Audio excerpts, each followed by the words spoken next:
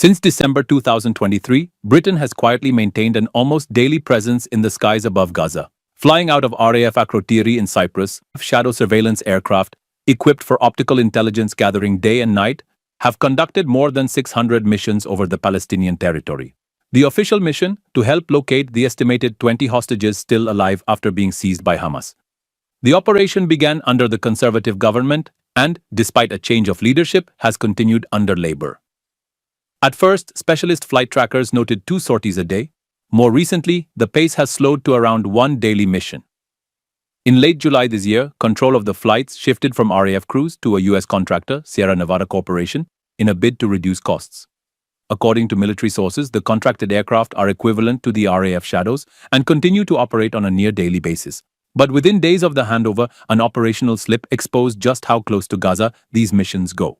On July 28, a surveillance plane mistakenly left its transponder switched on while circling above Khan Yunis in southern Gaza. Previously, aircraft had disabled their tracking devices mid-flight over the eastern Mediterranean, masking their exact location. The error confirmed publicly, for the first time, that Britain's surveillance aircraft were operating directly over Gaza's airspace.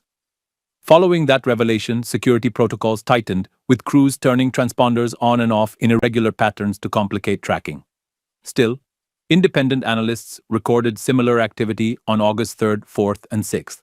These aircraft are capable of identifying activity in individual buildings, raising questions about what happens to the intelligence once it's collected.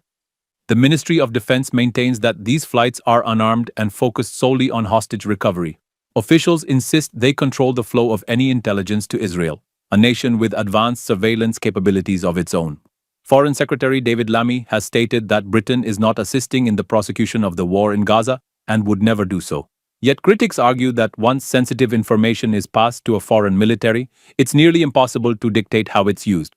Political opposition has been vocal. Jeremy Corbyn, now co-leader of a new left-wing party, called the UK's continued cooperation with Israel utterly indefensible, while accusations of genocide are being leveled in the international arena. Liberal Democrat defense spokesperson Helen Maguire supports efforts to find hostages but demands assurances that British intelligence is not used to target military operations. Labour backbencher Kim Johnson has also condemned the flights, warning that they risk implicating the UK in alleged breaches of international humanitarian law. The surveillance program was originally announced by then Defense Secretary Grant Shapps in December 2023, and since then, 8 hostages have been rescued by Israel, though no details have been made public on whether British intelligence played any role. Behind closed doors, intelligence sharing normally passes through a rapid but formal process involving political advisors and legal review. Insiders say this could take minutes, hours, or days. Whether these safeguards are sufficient in the context of a highly volatile war zone remains unclear. For now, the flights continue, almost daily, under both British and contracted crews. Officially, they are part of a humanitarian mission to save lives. But the lack of transparency, combined with the geopolitical stakes, ensures that every takeoff from Akrotiri is shadowed by suspicion, and by the urgent question of who exactly benefits from the intelligence gathered high above Gaza.